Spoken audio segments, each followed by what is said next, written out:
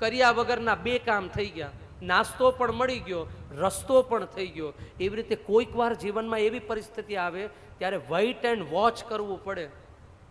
બધી જગ્યાએ કામ ન કરવા માંડાય, બધી જગ્યાએ હામુય ન પડાય, ક્યારેક વેઇટ એન્ડ વોચ. અને આવી નીતિઓ આપણા શાસ્ત્રમાં છે. રાજનીતિ શીખવી હોય ને કોઈને તો મહાભારત વાંચો. શિવાજી મહારાજે, છત્રપતિ શિવાજી મહારાજે આખું મહાભારત વાંચેલું. જીજાબાઈ તો જ્યારે ઘોડિયામાં હતા ને ત્યારે હાલરડામાં છે ને મહાભારત સંભળાવતા ગળથુતીમાં.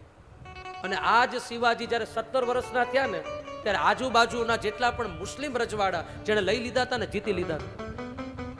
શિવાજીની ધાક બોલતી હતી. અને એના ચર્ચા શરૂ થઈ ગયા દિલ્હીમાં. અને ત્યારે ગાદીએ શાહજહાં હતા, પછી ઔરંગઝેબ આવ્યા. એટલે બધા મુસ્લિમ રાજાઓએ, બાદશાહોએ એવો પ્લાન કર્યો કે શિવાજીને પાડી દઈએ અને એમના પિતા શાહુ છે, શાહુજીને પાડી દઈએ. પ્લાનિંગ બનાવે છે, પણ 1 કલાકમાં શિવાજી છૂટી જાય છે. અને એવું પોલિટિક્સ રમે છે કે ત્યાં દિલ્હીમાં એવો પત્ર લખે છે અને શાહજહાં વાંચે છે ને તો તરત જ ખબર મોકલે છે કે શાહુજીને છોડો, બાકી કોઈની ખેર નથી.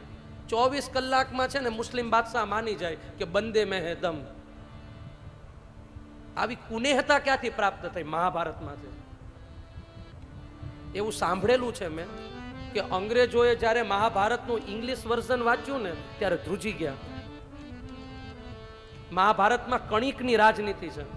આ રાજનીતિમાં એક શ્લોક છે કે દુશ્મનને પણ ખભે ચડાવીને ચાલો. ક્યાં સુધી? હામો પથ્થર નો આવે ને ત્યાં સુધી. પથ્થર આવે એટલે પટકો પાડી દો. આવા શ્લોકો વાંચ્યા ને એટલે અંગ્રેજો ડર્યા. કઈક ફેલાવવું હોય ને, સત્કાર્ય પણ ધર્મથી થાય અને અંધશ્રદ્ધા પણ ક્યારેક ખોટા ધર્મથી ફેલાય. અંગ્રેજોએ એવું ઘુસાડી દીધું કે મહાભારત ઘરે રાખીએ ને તો ભાઈઓ ભાઈઓમાં ઝઘડો થાય.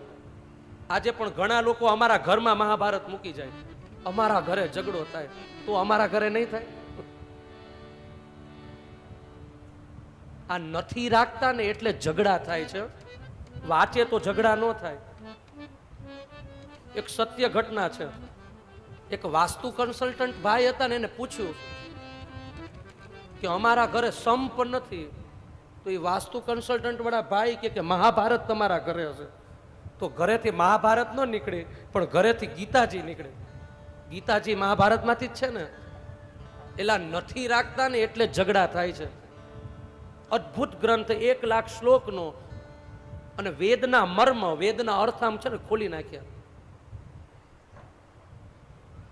મનોવિજ્ઞાનથી સુધી લઈ, વિજ્ઞાનથી લઈ મનોવિજ્ઞાન અને હળદરથી લઈને હિમાલય સુધી એક પણ એવો વિષય નહીં હોય જે મહાભારતમાં નહીં હોય.